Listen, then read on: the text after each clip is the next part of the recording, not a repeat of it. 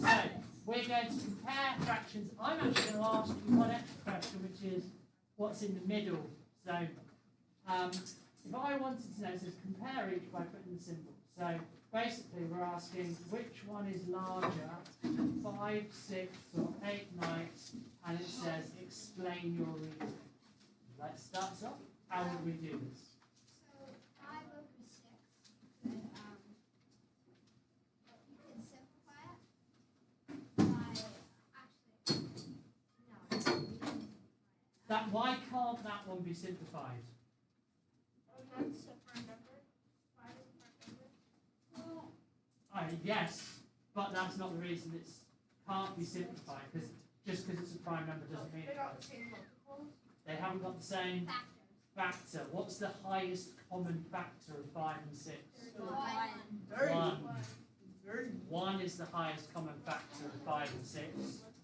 And that's because 5 is a prime number, so its only factors are 1 and 5. So that means the reason why I said it being a prime number is not an explanation is because if the number below it was a multiple of 5, we'd be good. We could. So just saying 5 is a prime number doesn't quite cover all the bases.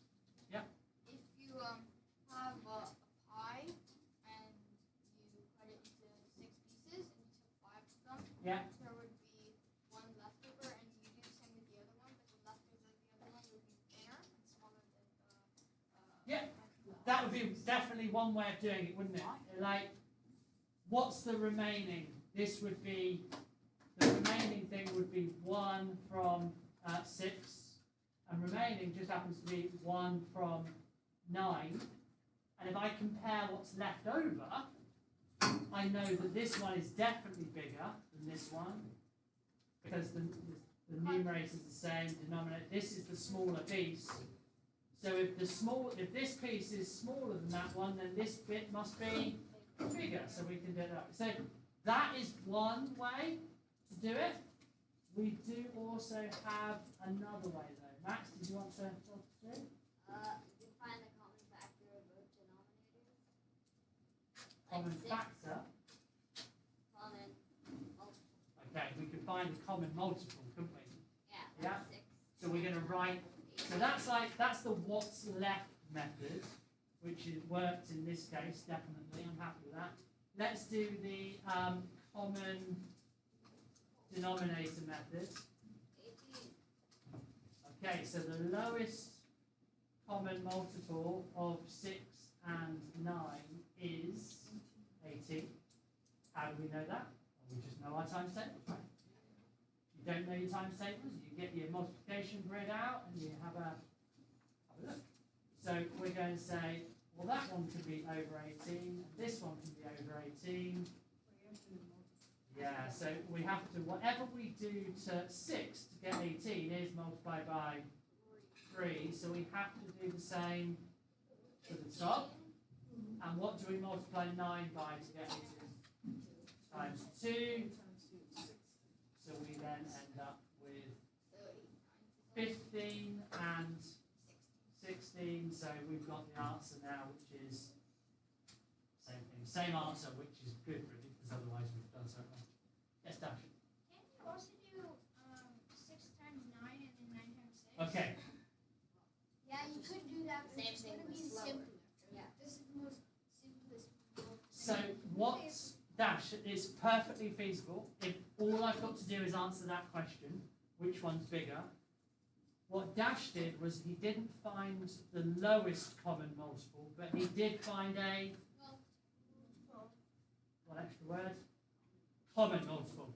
So actually, we could address this. Let's, what were the two things again? 5, 6, 8. One way, right, is to just find a common multiple, right? That means this word lowest, we forget about the word lowest, and we just find it. Now, a lot of people rely on the common multiple method, all right? And it is nice and simple, which is, if you want a common multiple, you just multiply the number by the other number. So this one gets multiplied by 9, and this one gets multiplied by 6. So you basically get the same number there, right? And we end up with 54, 54. 45. Multiplied by 9, 45, multiplied by 6, 48. That one's bigger. Now, what's the problem with that in this question? Nothing. Nothing at all. Right? What's the problem going forward? Well, Abby's already told us that. It's not the simplest. Yeah, so when I have to then work out other things and give my answers in simplest form, which is not a thing for this question, but it will be if I have to add two fractions together, which is the next thing, or multiply, we have to give our answers in simplest form. Well, this just makes my numbers quite big, and then I can add them together, but then I have to simplify afterwards, which is kind of an extra step. So especially if you're not allowed to use a calculator, for instance, you might find some big numbers, and then you have to simplify afterwards. So there is a downside to this. I just wanted to say, like, for dash, you probably wouldn't want to just do common multiple, because if you have like two really big numbers that LCM is very easy to find, Yes. you have to, and especially if they're not like ends of zero, they're like more complex numbers. There's more chance of you getting a multiplication. And I agree exactly with what Abby said, and I'm just going to give you not a complicated high number one. I'm just going to say to you, what if we had 3 quarters and 7 eighths, and I wanted to compare them? Well, I could multiply by 8 and multiply by 4, but what's easier? This one just times 2, and I get 6 eighths, and I don't have to do anything to that one. Yeah? Make sense? So yes, Dash, I could have done this. I could have easily done times 8, times 4, times 8, times 4, and I would have ended up with 24 over 32 and 28 over 32. So I get the same thing, don't I? This one is definitely bigger. I get the same answer. And I think what Abiut, I'll do the one that Abiut said, because I think actually it makes even more sense. Which is, what if I said to you, which one's bigger? 5 from 32 or 2 from, that's obvious because it's going to do that. Let's do 8 from 64. You can do 32 times 2. Yes, I can. But what if we always did your method? Or much bigger numbers. Yeah. 32 times. So if we can spot a lowest common multiple. Now, what I would say, yeah, this one is just times 2, right? Nice and easy. But if I wanted to, I mean, Dash is perfectly happy to multiply by 64. Yeah, multiply by 32. But as he said, like, no one's going to do that, right? Especially if you don't have a go. And that's the thing. So what I would suggest, if I were you, is if you can look at a question and go, oh, that's easy. All right? I don't need to do the common multiple, I can do the lowest common multiple.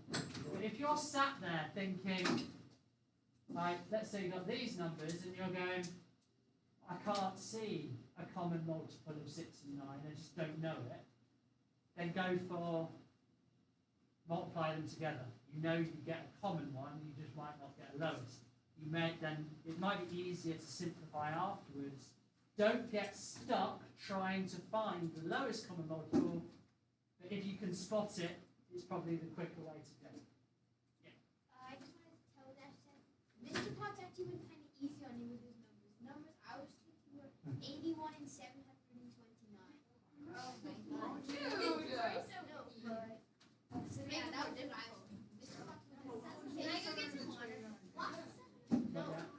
So,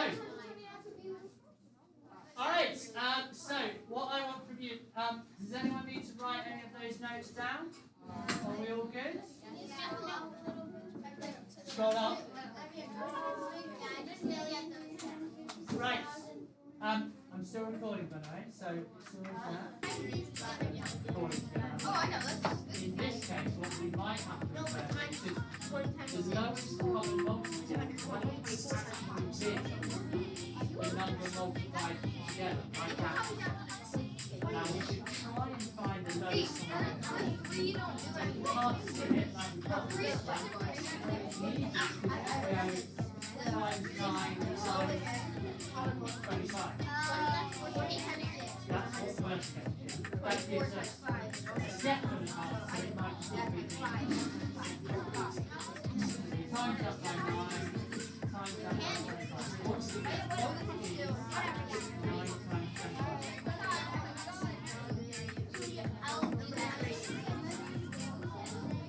I'll let you work out what they are. Now we've got, guys, we're a bit noisy still. Now those two denominators are 7. Good. Now I'm going to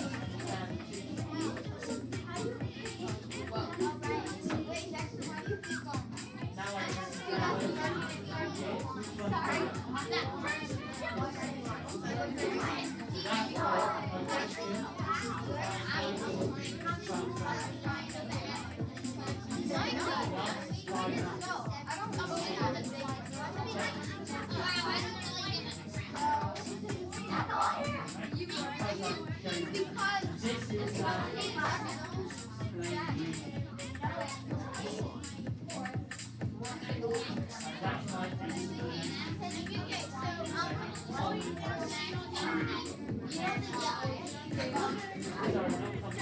You're listening to Radio 1's Decompression Session, and I'm Stuart Samuel.